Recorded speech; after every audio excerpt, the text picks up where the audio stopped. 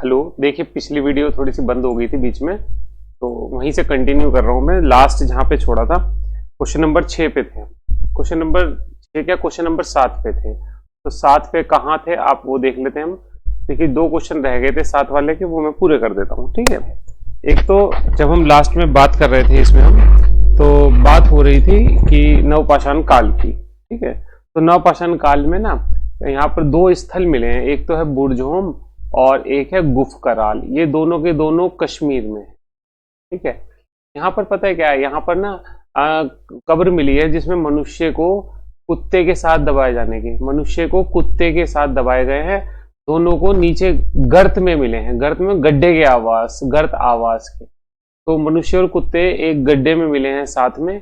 तो ये दोनों स्थल बुर्जहोम और गुफकराल जो है नवपाषाण काल के ही हैं। कहाँ पे हैं? ये कश्मीर में है। तो एक क्वेश्चन ये भी पूछा जाता है, ठीक है। एक क्वेश्चन और पूछा जाता है इसका चिरांद बिहार का। चिरांद जगह है बिहार में। आपसे पूछता है, पहले पूछता था कि चिरांद जो स्थल है वो कैसा स्थल है, नवपाषाण कालीन स्थल है वो, ठीक है। चिरांद नवपाषाण कालीन स्थल है। यहाँ पर क्या होता है, क्या मिला है, हिरण के सींग के छल्ले के मिले हैं, ठीक है। हिरण के जो सींग है उनके छल्ले और हड्डी से बने क्या मिले हैं, उपकरण मिले हैं। ये पेपर में क्वेश्चन पूछा जाता है, ठीक होगी बात। तो ये मुख्यतः क्वेश्चन है जो मैंने आपको बता दी। चलिए नेक्स्ट क्वेश्चन पे चलता हूँ। नेक्स्ट क्वेश्चन कह रहा है कि खारवेल की हाथी गुफा, ये लिखा हुआ आप देख सकते हैं। खारवेल की हाथी गुफा जो प्रशस्ति है किस भाषा में उत्कीर्ण है, यही तो पूछा हुआ है। आप देख सकते हैं हाथी गुफा प्रशस्ति के बारे में ये पूछा हुआ है। चलिए मैं आपको यहाँ पे सबसे पहले तो इसका आंसर आप क्या लगाएंगे, प्राकृत भाषा में है हाथी गुफा प्रशस्ति। अब मैं इसके आपको 4-5 क्वेश्चन बता देता हूँ। देखिए यहाँ पे क्वेश्चन नंबर 8 है ना, ये इसके क्वेश्चन में आपको बता देता हूँ। बात हो रही है हाथी गुफा प्रशस्ति के बारे में, है ना। हाथी गुफा कह लो, गुहा कह लो, एक ही बात है। देखिए सबसे पहले तो ये है कहाँ, सबसे पहले तो ये उड़ीसा में है। किससे संबंधित है, तो चेदी वंश का राजा है जिसका नाम है खारवेल। हाथी गुफा अभिलेख उससे संबंधित है। फिर इसका क्वेश्चन क्या है, भारत की सबसे पुरानी प्रशस्ति है, पता है आपको, सबसे पुरानी प्रशस्ति, ये भी क्वेश्चन हो जाता है इसका। फिर कौन सी भाषा में है, प्राकृत भाषा में है। और कौन सी लिपि में है, तो आप बताएंगे नुके ब्रह्मी लिपि में, ठीक है। ये भी इसका क्वेश्चन हो जाता है। अब खारवेल की जो ये हाथी गुफा प्रशस्ति है, इसमें क्या मिलता है, इसमें मिलता है खारवेल की कलिंग विजय की जानकारी। किसकी जानकारी, कलिंग विजय की जानकारी मिलती है इसमें, ये भी क्वेश्चन है। जब खारवेल ने कलिंग विजय की थी तो ये यहां से कलिंग से जैन साधु की प्रतिमा उठा लाया था, ठीक बात है। खारवेल ने, ठीक है, तो खारवेल ने मगध पर आक्रमण किया, सॉरी ये मैं गलत कह रहा हूं, कलिंग का तो ये राजा ही था, इसने मगध पर आक्रमण किया था और जैन साधु की प्रतिमा उठा लाया था। तो ये भी एक क्वेश्चन हो जाता है, ठीक होगी बात। आप पेपर में एक बार यूपीपीसीएस में पूछा था जैन धर्म की सबसे पुरानी जानकारी कहाँ मिलती है, तो इसे हाथी गुफा अभिलेख में मिलती है, याद रखिएगा, ठीक हो गई बात। और एक और क्वेश्चन क्या है, इसने कलिंग तक नहर खुदवाई थी, तंसुली नहर है, तंसुली नहर जो इसने खुदवाई थी। पेपर में ये भी क्वेश्चन पूछा जाता है, ठीक बात है। यानी मगध से नहर, इसने कलिंग तक एक नहर खुदवाई थी, एक क्वेश्चन ये भी पूछा जाता है। खारवेल का ये क्वेश्चन है, कौन से वंश का था, चेदी वंश का था। कहाँ पे, खारवेल उड़ीसा में शासन करता था। हाथी गुफा अभिलेख किसी का है, ठीक हो गई बात। चलिए नेक्स्ट क्वेश्चन है, कह रहा शवाधान एच संबंधित है, फटाफट चलते हैं। देखिए परवर्ती हड़प्पा कालीन संबंधित है शवाधान एच। आपसे पूछे सिंधु घाटी सभ्यता में हड़प्पा में मिला है शवाधान एच, और एक और मिला है कब्रिस्तान R37, वो भी हड़प्पा सभ्यता से ही मिले हैं। इससे ज्यादा आपको कुछ याद नहीं करना। उसके बाद कह रहा मौर्य काल में भूमि कर की दर क्या थी। देखिए मौर्य काल में भूमि कर की दर 1/4 से 1/6 थी, ठीक है।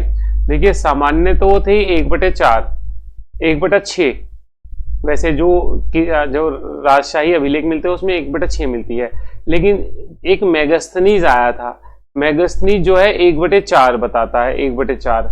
तो इसीलिए पेपर वाले ने 1/6 से 1/4 के बीच डाला ऑप्शन, इसीलिए डाला उसने ऑप्शन, ठीक हो गई बात। मौर्य काल में भूमि कर की दर। तो नेक्स्ट चलते हैं, आ जाइए आप मेरे साथ। नेक्स्ट की अगर जो बात करें हम, नेक्स्ट क्वेश्चन नंबर 11 पे आते हैं।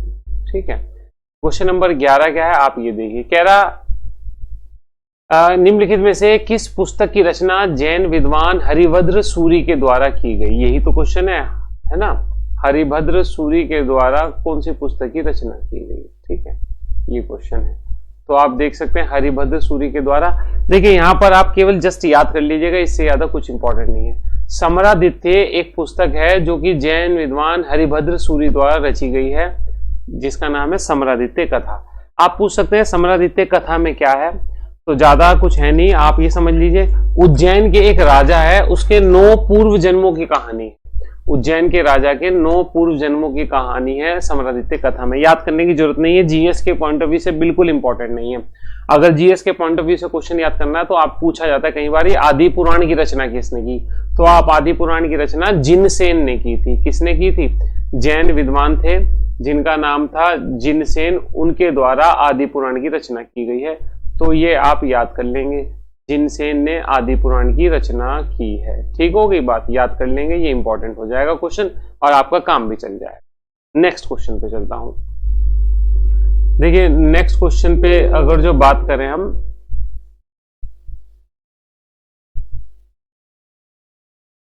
तो आ जाइए, मैं जरा सी जगह बना लूं। ठीक है, जगह सी जगह ये हो गई। चलिए नेक्स्ट क्वेश्चन कह रहा है बसाड़ की पहचान निम्नलिखित में से किसके साथ की जा सकती है, ये पूछ रहा है वो। ठीक है, तो हम बताते हैं इसे क्वेश्चन। देखिए प्राचीन वैशाली ही वर्तमान का बसाड़ है।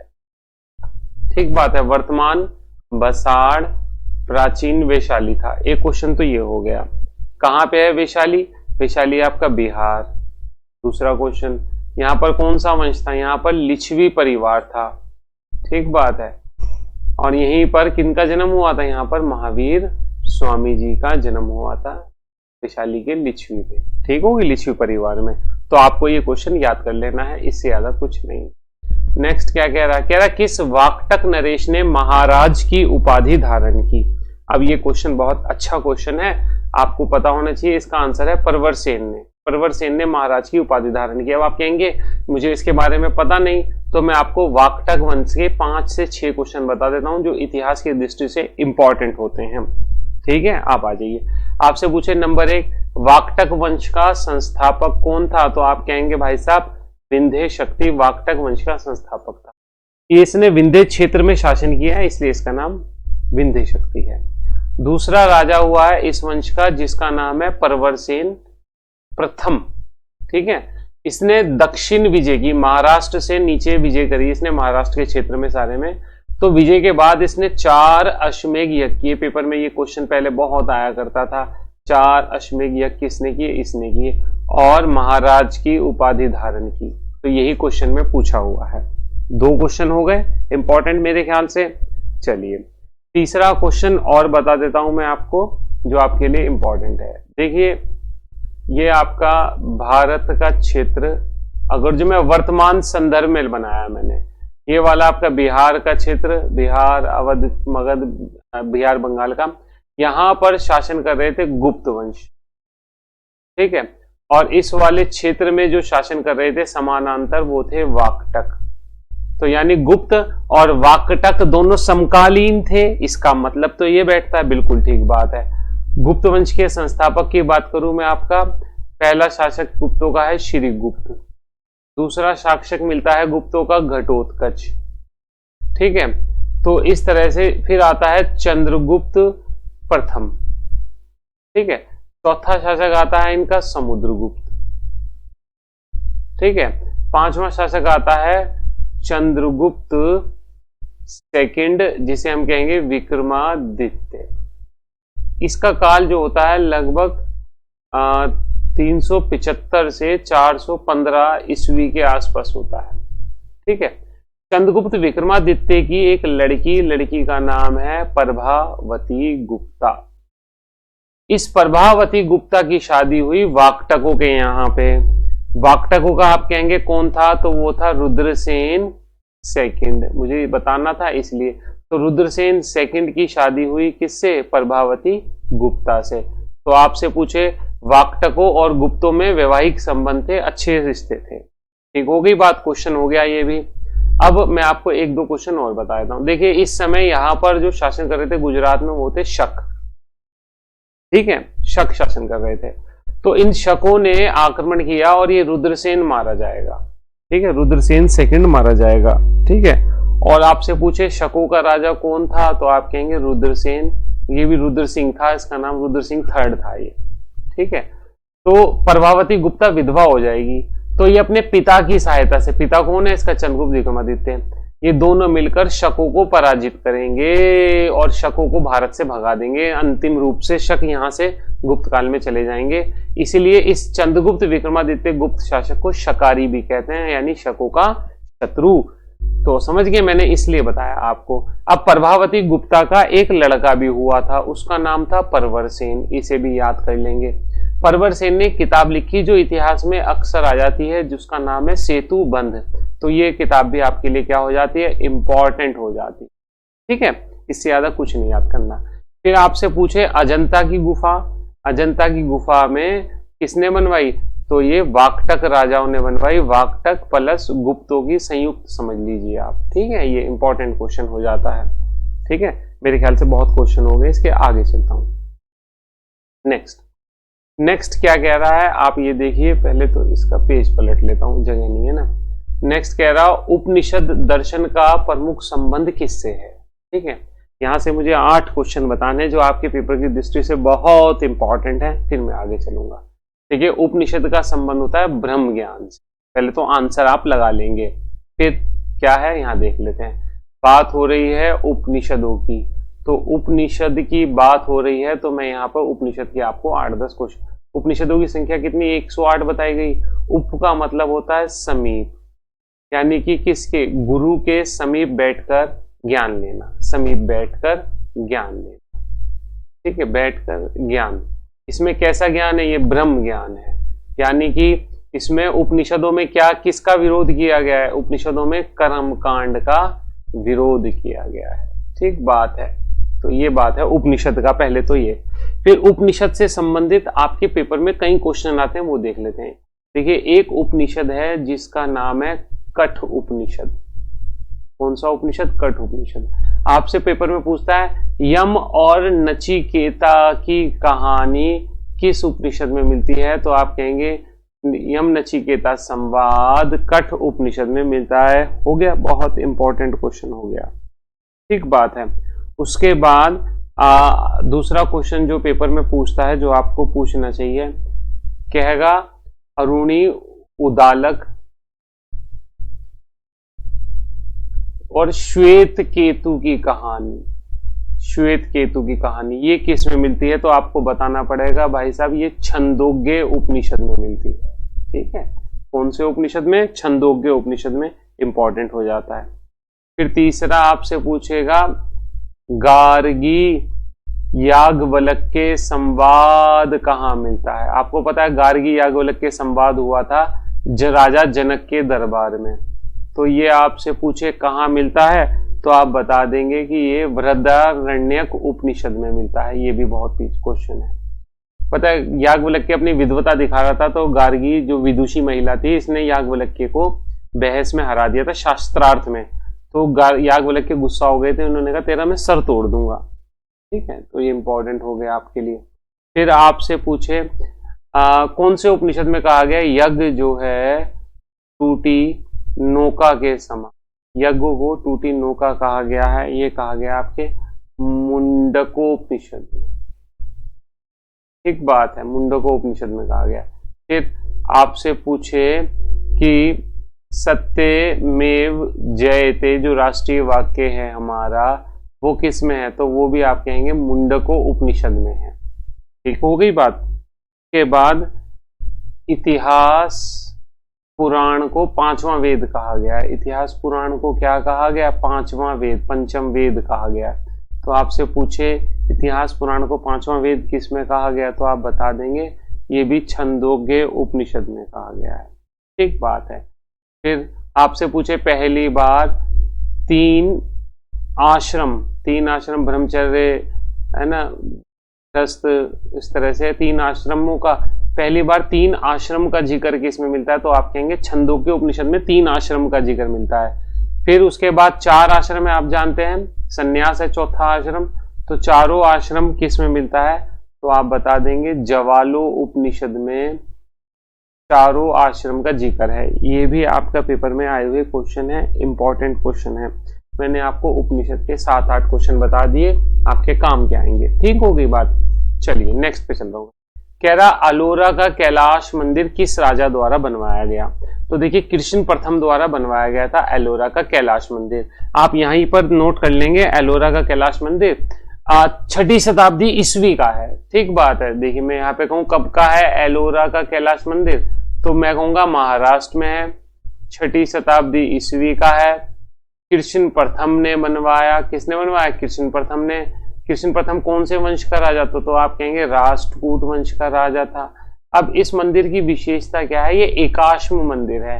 एकाश्म मंदिर समझते हैं, पूरा मंदिर एक ही पत्थर को काट कर बनाया गया, एकाश्म मंदिर। तो इसलिए इसका काल निर्धारण करना बड़ी समस्या है। ठीक है, बहुत पुराना मंदिर है। कलाकारी देखिए एकाश्म मंदिर है ना, इंपॉर्टेंट हो गया ना। चलिए फिर नेक्स्ट चलता हूं मैं। कह रहा चीनी यात्री सूंग युंग ने गंधार की यात्रा कब की थी, तो चीनी यात्री सूंग युंग 515 से 522 के आसपास आया था। मैं आपको यहाँ पर 3 चीनी यात्रियों के क्वेश्चन बता देता हूँ। देखिए एक चीनी यात्री जो आपको याद करना चाहिए फाइयान, फिर आया सूंग युंग, फिर आया वेनसांग। वेनसांग जिसे आप वेनसांग कहते हैं ना, तो ये 3 के आपको याद कर लेने चाहिए। इसका जो काल है ये तो है 399 से 415 ईस्वी में घूम के गया। सूंग युंग 515 से 522 के आसपास भारत में घूम के गया। वेनसांग 629 से 645 ईस्वी के आसपास भारत में घूम के गया। तो ये इनका आने का क्रम है। आपको काल वाइज भी पूछे तो आपको लगाना चाहिए, पहले ये आया, फिर दूसरे नंबर पे ये आया, तीसरे नंबर पे ये आया। और क्वेश्चन कोई होंगे आगे जब आएगा तब बताऊंगा, है ना। चलिए नेक्स्ट। कह रहा बोधायन सूत्र के अनुसार राजा अपनी प्रजा से कितना कर लेता था। ये भी आपके पेपर में जीएस में तो आने का नहीं। उपज का 1/6 भाग याद रखिएगा, हिंदू विधि ग्रंथों में भी उपज का 1/6 भाग कर के रूप में सही बताया गया है। उसके बाद नेक्स्ट क्वेश्चन कह रहा शक कार्दमक शासकों में सबसे अधिक प्रसिद्ध कौन सा था। ठीक है, मैं आपको बता देता हूं क्वेश्चन यहाँ पर। देखिए इस तरह से ये गुजरात का हिस्सा, ये वाला पश्चिमी, यहाँ पर कार्दमक शाखा शकों की। ठीक है, इसे शहरात भी कहते हैं। क्या कहते हैं, शहरात। ठीक है, इनका संस्थापक था, पहला शासक था जिसका नाम था चस्टन, और जो सबसे फेमस शासक हुआ वो था रुद्रदामन। तो देखिए इसमें यही पूछा है कि प्रसिद्ध कौन सा, तो प्रसिद्ध कौन सा होगा, रुद्रदामन, ये लगा लेंगे। ठीक होगी बात। तो रुद्रदामन का काल है 130 से 150 ईस्वी। शक राजा, इसके ना 3-4 क्वेश्चन है जो आपको समझने चाहिए। क्या है वो मैं आपको बता देता हूं। देखिए रुद्रदामन की जो जानकारी देता है वो अभिलेख है इसका जूनागढ़ अभिलेख। ये इंपॉर्टेंट अभिलेख है, भारत का सबसे बड़ा संस्कृत का अभिलेख है। कौन सी भाषा का, संस्कृत का। ठीक होगी बात, तो इंपॉर्टेंट हो जाता है संस्कृत का अभिलेख। अब और क्या इंपॉर्टेंट है, जूनागढ़ अभिलेख संस्कृत भाषा में है, 150 ईस्वी के आसपास का है। कब का है, 150 ईस्वी का। और क्या इंपॉर्टेंट है इसमें वो देख लेते हैं।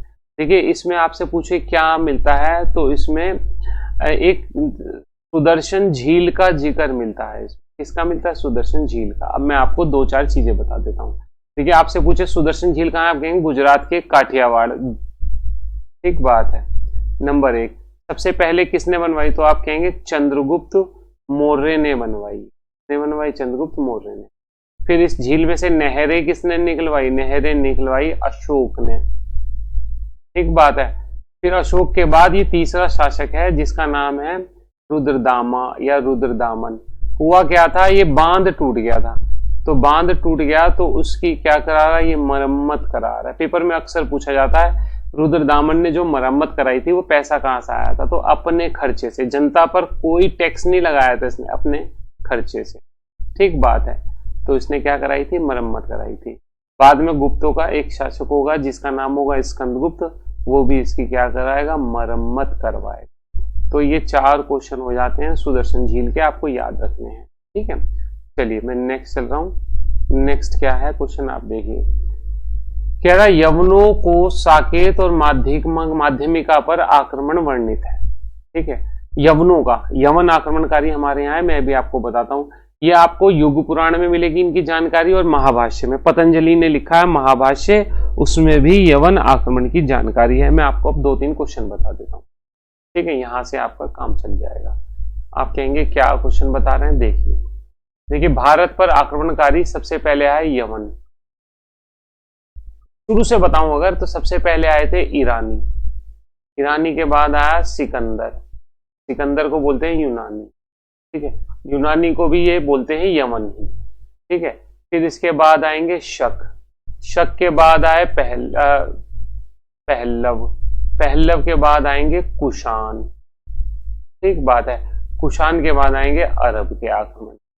ठीक बात, सबसे पहले ईरानी आए थे, फिर यूनानी, यमन के वही हैं, एक बार तो सिकंदर आएगा, फिर सिकंदर के उत्तराधिकारी और फिर जो टूटा हुआ राज्य था वो आएंगे। ठीक है, इन यवनों को, अब यह बात हो रही है यवनों की, तो यवनों को देख, यवनों को कहीं कहीं हिंद यवन या हिंद बैक्टीरिया भी कहते हैं। ये बैक्टीरिया के शासक थे, इसलिए हिंद बैक्टीरिया के शासक कहते हैं। ठीक है, अब मैं इनके बारे में बता रहा हूं। सबसे पहले नंबर 1, ये मौर्य काल में अशोक के बाद, देखिए जैसे ही अशोक की मृत्यु होगी 232 ईसा पूर्व में, उसके बाद यवन भारत पर आक्रमण करना शुरू कर देंगे।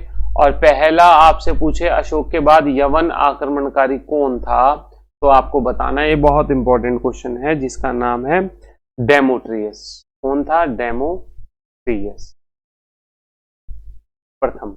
इसने जब आक्रमण, इसका काल आप खुद देख लीजिए, 220 ईसा पूर्व से 175 ईसा पूर्व है इसका काल। तो आप देख सकते हैं अशोक की मृत्यु 232 में हुई, तो अशोक की मृत्यु के ठीक 10 साल बाद, 8 साल बाद इसने आक्रमण कर दिया, है ना। यह पहला यवन आक्रमणकारी, इसने पंजाब में सियालकोट पर कब्जा कर लिया था। ठीक बात है, राजधानी बना लेगा सियालकोट को। अब यवनों के आक्रमणकारी से यूनानी और खरोष्टी लिपि मिलती है इस क्षेत्र में, पंजाब के क्षेत्र में। कौन सी? खरोष्टी लिपि और यूनानी लिपि का मिश्रण मिलता है। अब देखिए आप, जब मैं आपको पढ़ा रहा था तो पहला क्वेश्चन ही क्या था इस पेपर में, अगर जो आपको ध्यान हो, दोबारा चलता हूं, देखिए पहला क्वेश्चन क्या था, वही क्वेश्चन दोबारा आ गया। कह रहा भारत में सबसे पहले द्विभाषीय अभिलेख, तो हमने कहा था हिंद यवन या हिंद यूनानियों ने, ये वही क्वेश्चन है। तो यूनानी और खरोष्टी के मिश्रण वाले अभिलेख चलाए थे इन्होंने, है ना। तो वही बात हो रही है यवनों की, इस क्वेश्चन की बात हो रही है। तो मैंने आपको ये बता दिया, यहाँ पर डेमोट्रियस देख लीजिए। इसके बाद एक क्वेश्चन और आएगा जो मुझे आपको बताना है। ठीक है, क्या आएगा, मैं अगले पेज पे जाना चाहूंगा।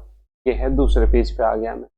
यवनों का एक शासक और है जिसका नाम होता है मिनांडर। सबसे फेमस शासक यही है मिनांडर। ठीक है, इसे बौद्ध ग्रंथों में कहा गया है मिलिंद। ठीक होगी बात। इसका जो काल है ना लगभग 160 से 120 ईसा पूर्व है। ठीक है, इसने जब भारत पर आक्रमण किया तो इसने मथुरा तक पे आक्रमण किया था, अपनी राजधानी बना ली थी। ठीक बात है, वही जानकारी मिल रही है माध्यमिका और, ठीक है, यवनों का आक्रमण साकेत और माध्यमिका, युग पुराण और महाभाष्य में। ठीक होगी बात। तो मिलिंद पिन्हो की क्या है, ये ना बौद्ध भिक्षु से मिला है। एक बौद्ध भिक्षु था जिसका नाम था नागसेन। नागसेन और मिलांडर का ना संवाद हुआ, तो इन दोनों के संवाद की एक पुस्तक है जिसका नाम है मिलिंद पन्हो, मिलिंद पन्हो यानी मिलिंद के प्रश्न। बाद में मिनांडर क्या हो जाएगा, बौद्ध धर्म ग्रहण कर लेगा। पहला साक्ष्य मिलता है कोई विदेशी भारतीय धर्म को ग्रहण कर रहा है ये। ठीक होगी बात। तो ये क्वेश्चन है, इंपॉर्टेंट क्वेश्चन है मिलिंद पन्हो। उसके बाद एक क्वेश्चन और आपसे पूछे, यवनों से भारतीयों को क्या मिला। ज्योतिष शास्त्र यवनों का ही देन है भारतीयों को, ये होरा कुंडली वगैरह ये यवनों की ही देन है। ठीक है, कैलेंडर भी यवनों की ही देन है भारतीयों को। ठीक होगी बात। सप्ताह में कैलकुलेट करना दिनों को, ग्रह, नक्षत्र, ये सारे के सारे यवनों की देन है भारतीयों को। ठीक है, याद रखिएगा। चलिए नेक्स्ट क्वेश्चन। क्या था, सातवाहनों को आंध्र भृत्य कहकर किसने संबोधित किया है। तो मैं आपको बता दूं, ये क्वेश्चन है, ये भी देखिए पुराणों में ये आंसर हो जाएगा। पुराणों में सातवाहनों की जानकारी मिलती है, और पुराणों में सातवाहनों को आंध्र भृत्य यानी आंध्र प्रदेश के नौकर, देखिए जब पुराणों की रचना हो रही थी ना, पुराणों की रचना कब हुई मैं आपको बताता हूँ। पुराणों की रचना 4वीं शताब्दी ईसा पूर्व से 4वीं सदी ईस्वी, ये काल, ये 800 साल पुराणों की रचना का काल है। ठीक बात है। आप जानते हैं 18 पुराण है, तो अलग अलग काल में रचे गए। सबसे पुराना पुराण है मत्स्य पुराण, है ना। तो आपसे पूछे ये जो सातवान राजा हैं, इनकी जानकारी पुराणों में भी कौन से पुराण में मिलती है, ये भी इंपॉर्टेंट क्वेश्चन है। ठीक बात है। तो मत्स्य पुराण में ही इनकी जानकारी मिलती है, सातवान। फिर एक पेपर में पूछा गया था गुप्तों की जानकारी, तो गुप्तों की जानकारी वायु पुराण में मिलती है। ठीक बात है। ये 2 क्वेश्चन है। इनमें आंध्र भृत्य यानी आंध्र में चले गए थे इस समय शिफ्ट होकर, और वहां पर आंध्र भृत्य यानी आंध्र प्रदेश के राजाओं के नौकर कहा गया है इन्हें। ठीक हो गई बात। ये क्वेश्चन है, इससे ज्यादा कोई क्वेश्चन नहीं है। चलिए नेक्स्ट चलता हूं मैं। नेक्स्ट क्या कहता है ये, आ जाइए क्वेश्चन नंबर 20 के बाद नंबर 21 पे आ जाते हैं। कह रहा किस गुर्जर प्रतिहार राजा को ग्वालियर प्रशस्ति में मलेच्छों के विनाशक के रूप में कहा गया है? चलिए मैं आता हूं, मैं बताता हूं। सबसे पहले तो इसका आंसर आप लगा लीजिए, नागभट्ट प्रथम। ठीक बात है। नागभट्ट प्रथम को ग्वालियर प्रशस्ति में मलेच्छों का मतलब यहाँ पे है अरबों से। तो मैं आपको यहाँ पे 2-4 क्वेश्चन बता देता हूँ। नागभट्ट प्रथम ने अरबों को पराजित किया था। अब आते हैं हम, देखिए बात हो रही है गुर्जर राजाओं की। 4 क्वेश्चन तो बता दूं। देखिए गुर्जर राजाओं का मालवा के शासक और इनके संस्थापक माने जाते हैं हरिश्चंद्र, इनके आदि पुरुष माने जाते हैं। और फिर वास्तविक संस्थापक कौन माने जाते हैं, वो माने जाते हैं आपके नागभट्ट प्रथम। ठीक बात है। नागभट्ट प्रथम, इनका जो काल है वो 730 से 760 ईस्वी के आसपास का काल माना जाता है नागभट्ट प्रथम का, यानी 8वीं सदी के हैं। इन्होंने ही मलेच्छों को, मलेच्छ से मतलब आप जानते हैं अरब आक्रमणकारियों को किसने पराजित किया था, तो इन्होंने ही पराजित किया था। आप जानते हैं भारत पर सबसे पहला अरब आक्रमण 712 में मोहम्मद बिन कासिम के नेतृत्व में हुआ था। उसके बाद अरबों को भारत में गुजरों ने पराजित कर दिया था। इसलिए गुजरों को पता है भारत के द्वारपाल भी कहा गया है, क्योंकि ये गुजरात की सीमा पे थे, रक्षक कहा गया है ये। ठीक है। तो कोई भी बाहर से आक्रमण होता तो इनकी टक्कर होती थी पहले। ठीक बात है। तो इसलिए कहा गया है। अब यहाँ पर गुजरों के एक महान शासक है जिनका नाम है मिहिर भोज, इनके बारे में भी जान लीजिए जरा सा। ठीक है, मैं आपको बता देता हूँ। मिहिर भोज गुजरों के एक शासक हुए। इनके 2 क्वेश्चन बहुत इंपॉर्टेंट है। पहले तो इनका काल है 836 से 885 इनका काल होता है। ठीक है, कोई दिक्कत। इनकी ना 2 उपाधि हैं जो बहुत इंपॉर्टेंट है। इनकी उपाधि है आदि वराह की और प्रभास। इनकी 2 उपाधियां हैं जो बहुत इंपॉर्टेंट है। दूसरा इनका जो क्वेश्चन होता है, इन्होंने ना सिक्के चलाए थे, उसका नाम था धर्म सिक्के। ये पेपर में कई बार पूछा गया, धर्म सिक्के किसने चलाए थे, तो मिहिर भोज ने चलाए थे। ठीक है। उसके बाद एक क्वेश्चन और होता है इनका, एक शासक है इनका वत्सराज। ठीक है। आपसे पूछे त्रिपक्षीय संघर्ष में, देखिए कन्नौज पर कब्जा करने को लेकर, कन्नौज पे कब्जा करने को लेकर 8वीं सदी में भारत में 3 राजाओं का झगड़ा होगा। एक होंगे पाल जो कि होंगे बंगाल में, एक होंगे गुर्जर प्रतिहार और एक होंगे राष्ट्रकूट। इन तीनों में झगड़ा होगा। तो इन तीनों में सबसे पहले कौन से गुर्जर शासक ने झगड़ा शुरू किया था, तो सबसे पहले भाग लिया था गुर्जर शासक वत्सराज ने भाग लिया था। ये पालों को तो पेल देगा, लेकिन ये राष्ट्रकूट शासक से पराजित हो जाएगा गुर्जर प्रतिहार से। ठीक है। अभी आगे जिक्र आएगा तो मैं आपको आगे और बताऊंगा इस बारे में। ठीक है। चलिए देखिए पूरा पेज भर जाता है, क्वेश्चन एक ही नहीं होता। कह रहा वैदिक साहित्य में किसे पुरंदर कहा गया है, तो मैं यहीं पे बता देता हूं। देखिए इंद्र को पुरंदर कहा गया। पुरंदर का मतलब है किलों को तोड़ने वाला। आपसे पूछे ऋग्वेद काल के सबसे प्रमुख देवता कौन से थे, तो आप कहेंगे इंद्र थे। आपसे पूछे ऋग्वेद में इंद्र का जिक्र कितनी बार आया है, इंद्र का जिक्र 250 बार आया है। 2 क्वेश्चन हो गए। दूसरे प्रमुख देवता कौन से थे, तो दूसरे अग्नि थे। इनका जिक्र ऋग्वेद में 200 बार आया है। 2 क्वेश्चन बता दिए मैंने आपको ऋग्वेद के। के बाद तीसरे देवता थे वरुण। आपसे पूछे वरुण को क्या कहा गया है ऋग्वेद में, तो आप कहेंगे ऋतस्य गोपा कहा गया है। याद रखिएगा, ऋतुओं का नियामक कहा गया है। ठीक है।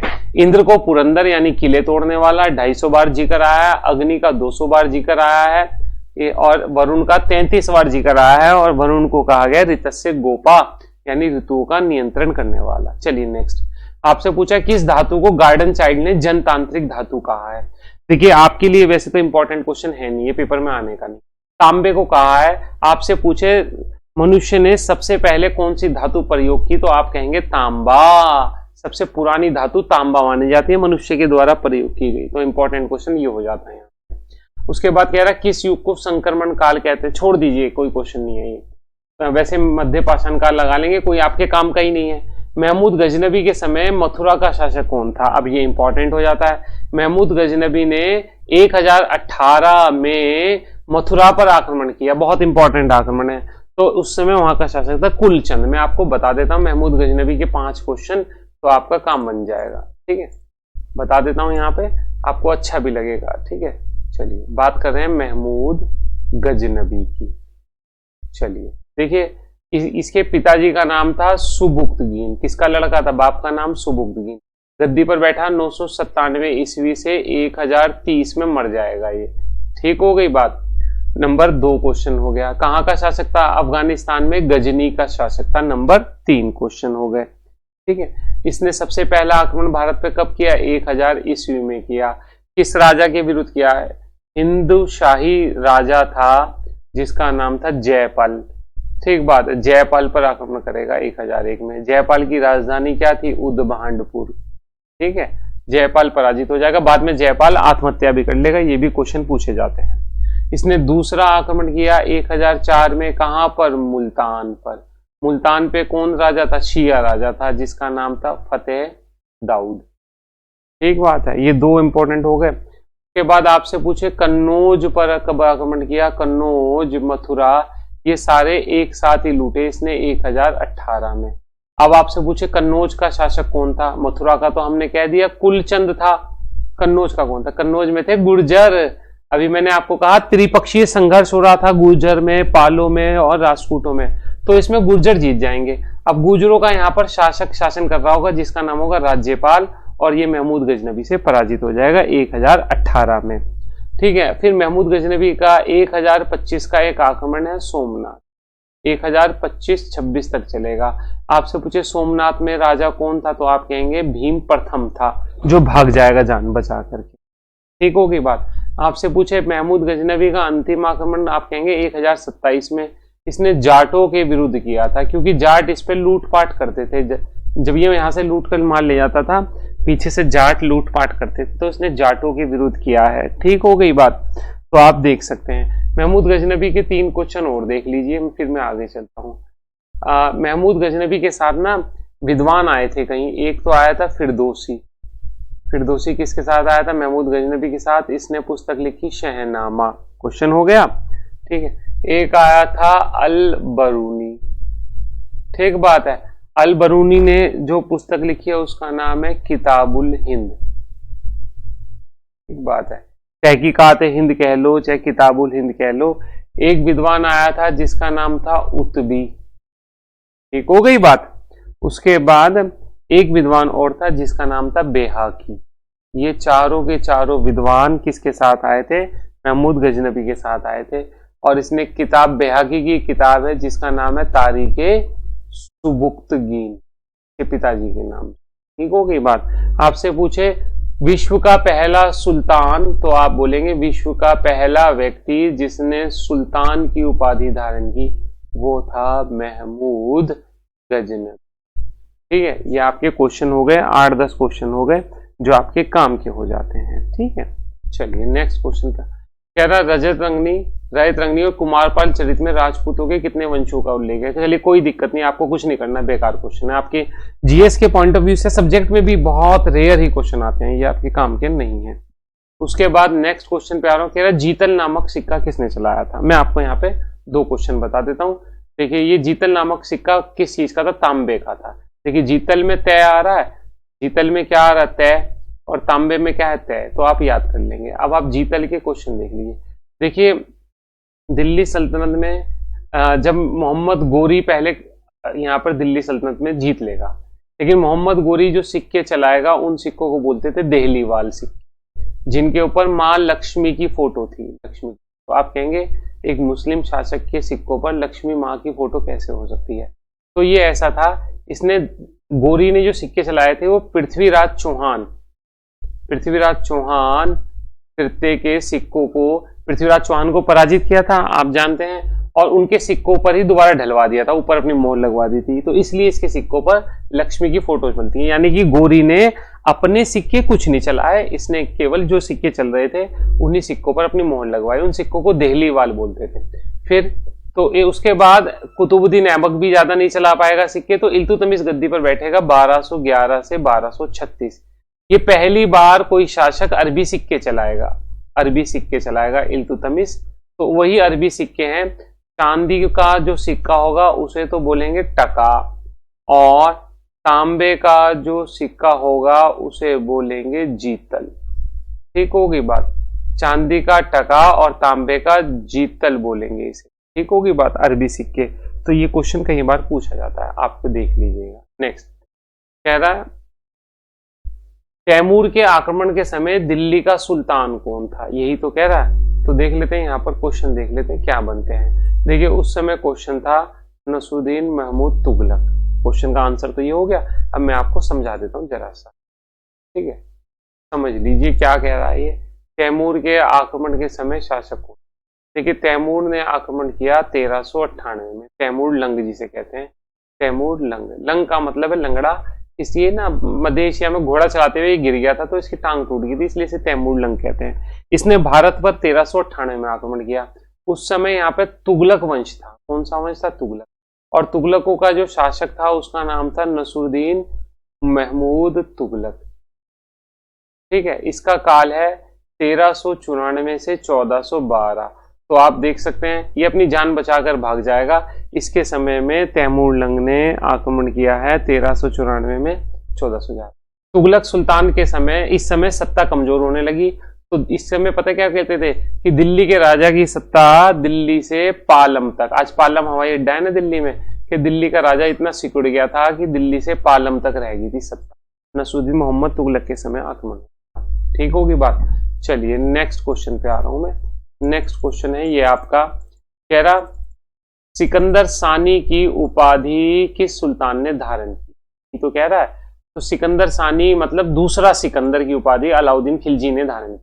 मैं आपको बता देता हूं क्या मतलब है। बात हो रही है अलाउद्दीन खिलजी की, अलाउद्दीन खिलजी। ठीक है, इसका काल है भारतीय इतिहास में 1296 से 1300। ठीक होगी बात। इसने क्या कहा था? इसने कहा था मैं सिकंदर की तरह विश्व विजेता बनना चाहता हूं, इसलिए इसने दूसरे सिकंदर की उपाधि धारण की थी। ठीक है, अब मैं आपको 5-6 क्वेश्चन कहूं तो अलाउद्दीन खिलजी को बता दूं। देखिए इसने एक तो बाजार नियंत्रण व्यवस्था लागू की। बाजार नियंत्रण व्यवस्था का मतलब है वस्तुओं के मूल्य फिक्स करना, वस्तुओं के मूल्य फिक्स करना, निश्चित करना। ठीक होगी बात। ये अपनी बाजार नियंत्रण व्यवस्था के लिए जाना जाता है, और इसके लिए इसने एक डिपार्टमेंट भी बनाया था जिसका नाम था दीवाने रियासत। ठीक बात है। और मंडी के अधिकारी इंस्पेक्टर होते थे जिन्हें कहते थे शहना, और गुप्तचर होते थे जिन्हें कहते थे वरीद। ठीक है, ये इसने बनाए थे। दूसरा आपसे पूछे सेना को नगद वेतन किसने दिया, तो पहली बार इल्तुतमिश ने, अलाउद्दीन खिलजी ने सेना को, पहले क्या होता था इल्तुतमिश ने ना जमीन देने की प्रथा शुरू की थी, इसे इक्ता कहते थे। इसने उसे समाप्त करके सेना को कहा कि आपको नगद वेतन मिलेगा। तीसरा क्वेश्चन जो होता है सेना को नगद वेतन के अलावा आपसे पूछे कि सीधी भर्ती किसने की सेना की, इसने सीधी भर्ती की। अब तक दिल्ली सल्तनत की सीधी सेना ही नहीं होती थी सेंट्रल गवर्नमेंट की, राज्यों के जो जमींदार होते थे उनकी सेना लेकर सहायता की जाती थी। अब इसने सीधी भर्ती करी, उन्हें नगद वेतन। ठीक हो। आपसे पूछे दिल्ली सल्तनत का विस्तार किसके समय शुरू होता है, तो विस्तारवादी नीति इसी ने शुरू की। अब तक दिल्ली के जितने भी राजा बैठे थे ना, इल्तुतमिश वगैरह, उन्होंने दिल्ली को जीता नहीं बल्कि दिल्ली में हो रहे विद्रोह को नियंत्रित करने का प्रयास किया है। ठीक होगी बात। तो ये 4 क्वेश्चन हो जाते हैं इनके।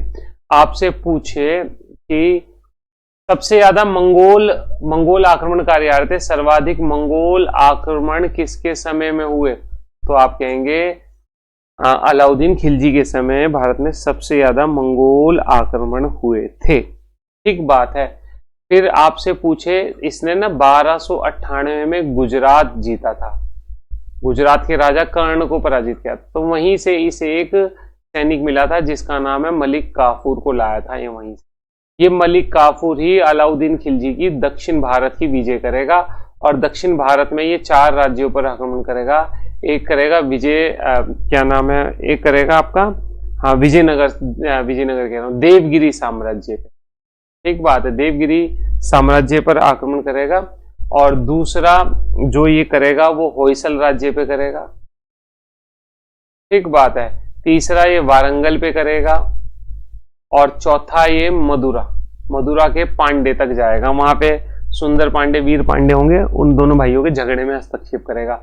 तो ये सारी दक्षिण विजय कौन करेगा? मलिक काफूर करेगा। मलिक काफूर के नेतृत्व में होगी। ये क्वेश्चन है, इसके क्वेश्चन बहुत हैं इसके। ठीक बात है, 1303 में इसने चित्तौड़ विजय की थी। ठीक बात है, चित्तौड़ विजय में आपने जानते हैं वो पद्मावत फिल्म बनी हुई, वो सारी इसी पे बनी हुई है, चित्तौड़ विजय पर। ठीक है, तो इस विजय का समय इसने चित्तौड़ को जीतकर उसका नाम रखा था खिरिजाबाद। और आपसे पूछे कौन सा लेखक इसके साथ था, तो आप कहेंगे अमीर खुसरो। अमीर खुसरो साथ में था जिसने चित्तौड़ विजय का वर्णन किया है। ठीक बात है, ऐसा बोलते हैं। चलिए नेक्स्ट क्वेश्चन पे चल रहा हूं मैं। कह रहा है, क्या कह रहा है? कह रहा वह सुल्तान जिसने आगरा नगर की नींव डाली। फटाफट चलूं क्वेश्चनों पे, देख लीजिए। ये सिकंदर लोदी ने आगरा नगर की नींव डाली। ठीक है, चलिए बता देता हूं क्वेश्चन, वैसे तो रहा नहीं जाता ना।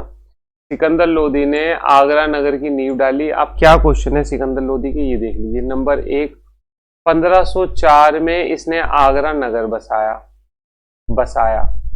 ठीक बात है, 1506 में आगरा को इसने राजधानी बनाया। ठीक बात है, दिल्ली से आगरा क्या ले आएगा? ये राजधानी ले आएगा सिकंदर लोदी। सिकंदर लोदी का आपसे पूछे कि काल क्या है, तो आप बता देंगे 1489 से 1517 तक सिकंदर लोदी का काल है। ये भी एक क्वेश्चन हो जाता है।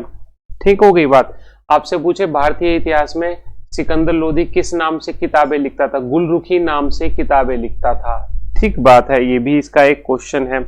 आपसे पूछे दिल्ली सल्तनत का कौन सा राजा था जिसने मुहर्रम पर ताजिए जो है बंद कर दिए थे? तो वो यही था। ठीक बात है। आपसे पूछे आयुर्वेद ग्रंथ का इसने किस नाम से अनुवाद कराया था? तो आप कहेंगे फरंगे सिकंदरी के नाम से आयुर्वेद ग्रंथ का इसने अनुवाद कराया था। क्वेश्चन हो गया नहीं, फारसी भाषा में। फिर आपसे पूछे संगीत की पुस्तक का किस नाम से कराया था? तो आप बोलेंगे लज्जते सिकंदरी के नाम से इसने संगीत की पुस्तक का अनुवाद कराया था। ये भी आपका क्या हो जाएगा? क्वेश्चन हो जाएगा। ठीक है, तो ये 4-5 क्वेश्चन है। ये किस नाम से? गुलरुखी नाम से किताबें लिखा करता था। फिर पेपर में एक बार पूछा गया इसकी माँ, कौन सा मुस्लिम शासक जिसकी माँ सुनार थी? ये था। फिर आपसे पूछे अनाजों पर से जजिया किसने हटाया? इसने हटाया जजिया। कौन सा दिल्ली सल्तनत का शासक था जो शेविंग करता था? ये अपनी दाढ़ी बनाया करता था। ये आदि क्वेश्चन है जो ये पूछे गए हैं। ठीक है, ये सिकंदर लोदी के क्वेश्चन हो गए। चलिए नेक्स्ट चलता हूं मैं, आ जाइए आप मेरे साथ। पेपर बड़ा है, 100 क्वेश्चन है, टाइम लग जाए। कह रहा किस वर्ष इल्तुतमिश को नासिरुल मोमिनीन की उपाधि से सम्मानित किया गया? ठीक है, तो ये 1229 में खलीफा ने इल्तुतमिश को, देखिए मैं आपको बता देता हूं, इल्तुतमिश का जो काल है वो है 1211 से 1236। ठीक है, नंबर 1 आपसे पूछे दिल्ली का पहला वास्तविक सुल्तान, तो यही है वास्तविक सुल्तान आपका इल्तुतमिश, वास्तविक सुल्तान।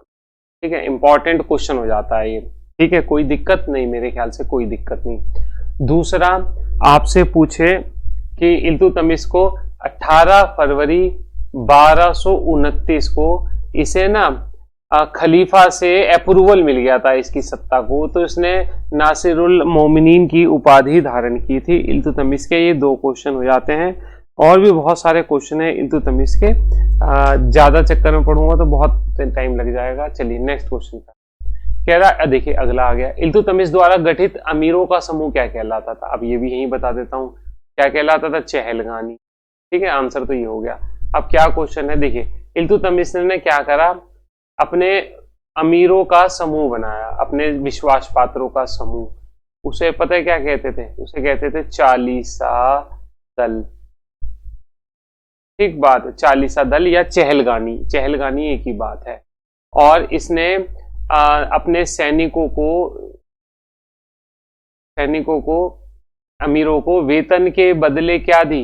वेतन के बदले जमीन दी। उस जमीन को बोलते थे इक्ता। ठीक है, देखिए ये 40 अमीर हो गए, या वास्तव में अमीरों को कहा कि आप जीतो और उस जमीन पे कब्जा कर लो, उसे इक्ता कहते थे। और ये जमींदार जो बन गए यही अपने नीचे सेना रखते थे। तो इसका मतलब इल्तुतमिश की अपनी सेना नहीं थी, इल्तुतमिश इनके ऊपर डिपेंड होता था। तभी तो मैंने अलाउद्दीन खिलजी का क्वेश्चन बताया, पहली बार केंद्रीय सेना अलाउद्दीन खिलजी ने गठित की। ठीक है, तो ये आपका क्वेश्चन हो जाता है। तो इक्ता व्यवस्था शुरू की, इक्ता व्यवस्था 40 दल का गठन किया, सैनिकों को वेतन के बदले जमीन देना। बाद में अलाउद्दीन खिलजी जमीन के बदले वेतन देनी शुरू कर देगा। ठीक हो गई बात। तो इल्तुतमिश का ये भी एक क्वेश्चन हो जाता है। ठीक है, चलिए नेक्स्ट क्वेश्चन पे चल रहा हूं। कह रहा सबसे लंबी ग्रैंड ट्रंक रोड किसके द्वारा? शेरशाह सूरी के द्वारा बनवाई गई। शेरशाह सूरी ने बंगाल से लेकर बंगाल के सोनार गांव से और अटक इसका पंजाब में पाकिस्तान सीमा पर ये रोड का विकास कराया था। तो यही रोड क्या कहलाती है? जीटी रोड कहलाती है, नेशनल हाईवे कहलाती है। ठीक होगी बात। शेरशाह सूरी का काल क्या है? शेरशाह सूरी का काल 1540 से 1545 तक माना। ठीक होगी बात। चलिए नेक्स्ट, कह रहा किस सुल्तान ने सबसे पहले मदरसा बनवाया? ठीक है, ये भी इल्तुतमिश का क्वेश्चन है। देखिए दिल्ली में पहला मदरसा भी इल्तुतमिश ने बनवाया है, दिल्ली में बनवाया था। ठीक होगी बात। Number 1 question. दूसरा क्वेश्चन, दिल्ली में पहला मकबरा भी इल्तुतमिश ने बनवाया। इल्तुतमिश को मकबरा शैली का जन्मदाता भी कहते हैं, याद रखिएगा। इसका दिल्ली में नसिया में इसका ना लड़का मर गया था, तो लड़के का मकबरा बनवाया था। ये भी इल्तुतमिश का क्वेश्चन हो गया, ये भी इल्तुतमिश का क्वेश्चन हो गया। चलिए नेक्स्ट क्वेश्चन पे। कह रहा बीजक में किसकी शिक्षाएं निहित है? देखिए बीजक में कबीरदास जी की शिक्षाएं हैं, आप जानते हैं। बीजक में साखी है, सबद है, रामायणी है ना, आप जानते ही होंगे। 3 पार्ट्स में है बीजक। बीजक कितने पार्ट्स में? 3 पार्ट्स में। एक है बीजक, एक है साखी, सबद और रामायणी। ये संकलन किसने किया है? कबीरदास जी के गुरु थे जिनका नाम था धर्मदास। धर्मदास जी ने बीजक का संकलन किया, याद रखिए। नेक्स्ट क्वेश्चन पे कह रहा विजयनगर साम्राज्य में किस शासक ने बड़ी मात्रा में मुस्लिमों को अपनी सेना में भर्ती किया? ठीक है, मैं आपको विजयनगर साम्राज्य के क्वेश्चन बता देता हूँ। चलिए देखिए, सबसे पहले विजयनगर के क्वेश्चन बता देता हूँ। यहाँ पे वीडियो बड़ी हो रही तो आप जान ही लीजिए। विजयनगर में 4 वंश होंगे। सबसे पहले तो पहला वंश होगा संगम वंश, और दूसरा होगा सुलूब वंश, एक होगा तुलूब वंश, तुलूब, और एक होगा आरवीडु वंश। ये 4 वंश होंगे। ठीक बात है। अब आपसे पूछे संगम वंश का संस्थापक कौन थे? हरिहर और बुक्का। इन्होंने 1336 में स्थापना की थी संगम वंश की। ठीक होगी बात। देखिए विजयनगर का ना अपने पड़ोसी राज्य से झगड़ा चल रहा था। उस पड़ोसी राज्य का नाम था बहमनी साम्राज्य। ठीक बात है। और इन दोनों साम्राज्य का जो झगड़ा चल रहा था वो चलता था कृष्णा तुंगभद्रा दोआब में। कौन से दोआब में? कृष्णा तुंगभद्रा दोआब को लेकर के इनके बीच में झगड़ा चल रहा था विजयनगर बहमनी साम्राज्य का। बहमनी साम्राज्य एक मुस्लिम राज्य था और विजयनगर साम्राज्य एक हिंदू राज्य। ठीक बात है। पहली तो बात ये होगी हरिहर और बुक्का। फिर सुलूब वंश आया। सुलूब वंश का संस्थापक था नरसिंह सुलूब। ठीक है, इन्हीं के राजा हुए, एक राजा हुआ जिसका नाम है इसी वंश का देवराय प्रथम। का काल है 1406 से 1422। मैं आपको 2-4 क्वेश्चन बता देता हूं, वो देख लीजिए आप। ठीक बात है। फिर दूसरा राजा हुआ जिसका नाम हुआ देवराय सेकंड।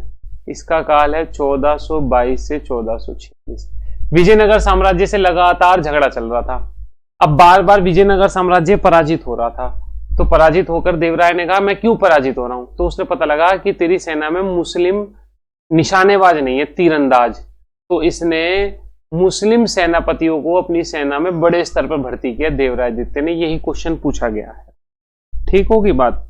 देवराय द्वितीय का एक क्वेश्चन और बता देता हूं।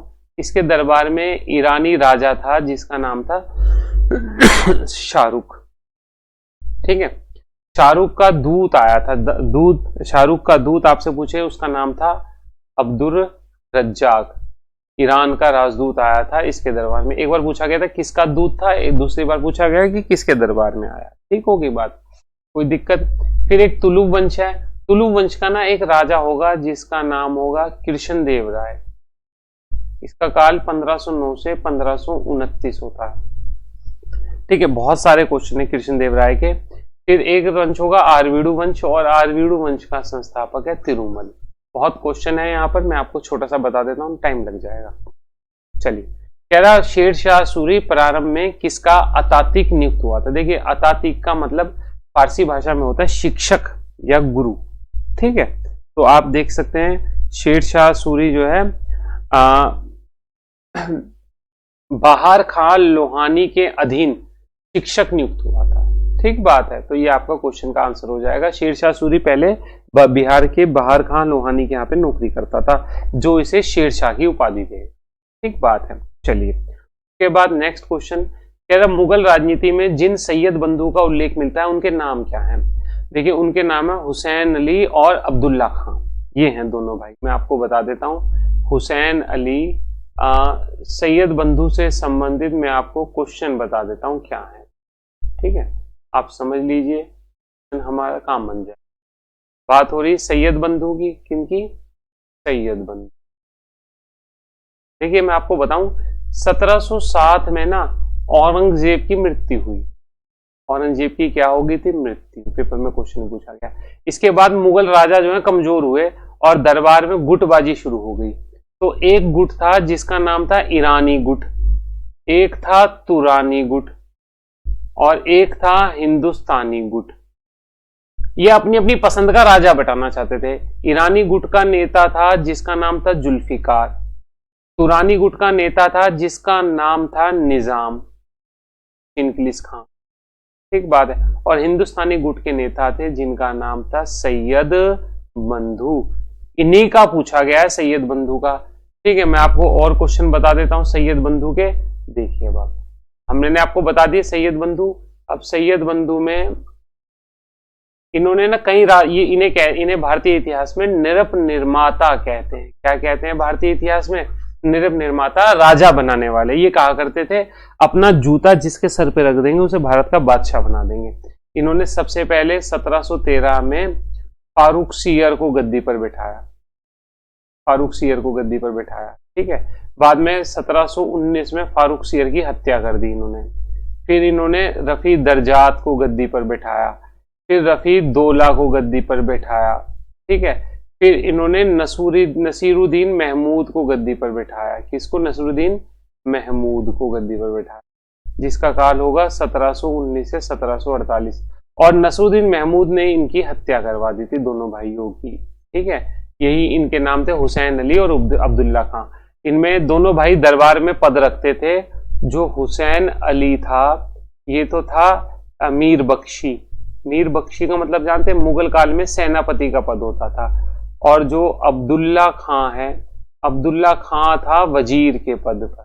ठीक है, और ये इनके विरुद्ध दरबार में गुटबाजी हुई और इनकी बाद में हत्या हो जाएगी। ठीक है, नेक्स्ट क्वेश्चन क्या कह रहा? कह रहा मध्यकालीन समाज में खल्क शब्द का प्रयोग किया जाता था। जन समूह के लिए खल्क शब्द का प्रयोग किया गया, ज्यादा इंपॉर्टेंट नहीं है आपके लिए। नेक्स्ट क्वेश्चन पे कह रहा आईने दहसाला जो जब्ती व्यवस्था के नाम से जाना जाता लागू हुआ। ठीक है, मैं आपको बता देता हूं। इसमें जो ऑप्शन होना चाहिए था वो होना चाहिए था 1580। तो 1580 के पास आप 1581 लगा लें। मैं आपको समझा देता हूं। बात हो रही है जब्ती प्रणाली। जब्ती प्रणाली को आईने दहसाला बोला जा रहा है। ठीक बात है, आईने दहसाला बोल दी। मैं इसका एक और नाम बोल देता हूं जिसका नाम है टोडरमल बंदोबस्त। ठीक बात है। देखिए, या दूसरा नाम बोल दीजिए नाप जोख प्रणाली, यानी जमीन को नाप के आधार पर कर का निर्धारण करना। ठीक है, ये कब लागू करी? ये अकबर के शासन के 24वें वर्ष, 24वें वर्ष यानी कि 1580 में किसने लागू करी? टोडरमल ने लागू करी। टोडरमल किस पद पे था? दीवान के पद पे था टोडरमल। ठीक बात, दीवाने अशरफ के पद पर था। आप कहेंगे क्या होता था? तो देख लीजिए, मान लीजिए 10 साल का, मैं कहूँ 2001 में 10 किलो अनाज पैदा हुआ, 2002 में 5 किलो अनाज पैदा हुआ, 2003 में 2 किलो अनाज पैदा हुआ, 2004 में 6 किलो अनाज पैदा हुआ, तो इस तरह से 2009 में 8 किलो। तो हर वर्ष अलग अलग अनाज पैदा हुआ, इनका एवरेज निकाल लो, यानी 10 साल का कुल एवरेज निकालने के लिए बटे 10, और उसका 1/3 कर निर्धारण कर दो, 1/3 कर के रूप में ले लो। इसे ही बोलते थे दहसाला बंदोबस्त। ठीक बात है, दह जब्ती प्रणाली या दहसाला बंदोबस्त भी कह लीजिए, यानी 10 साल का औसत निकाल के उसका 1/3 कर के रूप में लेना ही दहसाला बंदोबस्त है, टोडरमल प्रणाली। ठीक है, चलिए नेक्स्ट पे चल रहा हूं मैं। नेक्स्ट क्वेश्चन फटाफट चलते हैं, 50 क्वेश्चन तो कर लीजिए इस वीडियो में, नहीं तो वीडियो बड़ी हो रही है। कह रहा है निम्नलिखित में कौन सा कथन सही है? शाहजहां ने पश्चिमी जमुना नहर खुदवाई। हाँ, देखिए इसमें से आपको ज्यादा कुछ याद नहीं करना, आप इसमें केवल ये याद कर लीजिए, शाहजहां ने ना एक नहर खुदवाई थी जीएस के दृष्टिकोण से, नहर बहिश्त, जो कि दिल्ली में यमुना और हरियाणा के क्षेत्र में खुदवाई थी। ठीक है, वही क्वेश्चन आपको लगा लेना, वही याद कर लेना, नहर बहिश्त खुदवाई थी शाहजहां ने, इससे ज्यादा कुछ नहीं करना। उसके बाद कह रहा बाबर ने तुजू के बाबरी में कितनी जलवायु बताई है, ये भी आपको याद नहीं करना, कोई क्वेश्चन नहीं है आपके दृष्टिकोण से। इसमें अगर जो कुछ याद करना है तो वो मैं आपको बता देता हूँ। ठीक है, देखिए पेज खत्म हो गए मेरे, तो इतने जगह कहीं मिल जाए। ठीक है, तो बाबर ने जो व्यवस्था लागू की, इससे मैं आपको यहाँ पे बता दूं। ठीक है, देखिए तुजू की बाबरी से संबंधित, इस क्वेश्चन को तो आप नहीं करेंगे, तुजू के बाबरी से संबंधित मैं आपको 2 क्वेश्चन बता। देखिए बाबर ने ना अपनी आत्मकथा लिखी, बाबर ने क्या लिखी? अपनी ऑटोबायोग्राफी, आत्मकथा, और उस आत्मकथा का नाम है तुजू के बाबरी, या कहीं पे इसे बाबरनामा भी कहते हैं। पेपर में पूछा जाता है बाबरनामा किस भाषा में लिखी गई, तो तुर्की भाषा में लिखी गई। ठीक है, तुर्की भाषा में लिखी गई है बाबरनामा। तो आप 2 क्वेश्चन तो ये हो गए। आपसे पूछे इसका फारसी में अनुवाद किसने करा? इसमें ना बाबरनामा में 1504 से लेकर 1529 तक का पूरा इतिहास मिलता है, जानकारी मिलती है। आपसे पूछे तो आप कहेंगे 1583 में अब्दुल रहीम खाने खाना ने, अब्दुल रहीम खाने खाना इनका पद था, खाने खाना ने काय में अनुवाद किया, इसे फारसी में अनुवाद। ठीक होगी बात, ये आप क्वेश्चन याद कर लीजिएगा, इससे ज्यादा आपको इसमें कुछ याद करना नहीं है। ठीक है, चलिए मैं आगे चल रहा हूं। मैं इतना रोक रहा हूं इस वीडियो में क्योंकि वीडियो मेरे ख्याल से बड़ी हो गई है, 50 मिनट से ज्यादा की हो, 57 मिनट की। अगली वीडियो में पेपर को पूरा कर देंगे। ठीक है, चलिए ध्यान रखिएगा अपना, थैंक यू।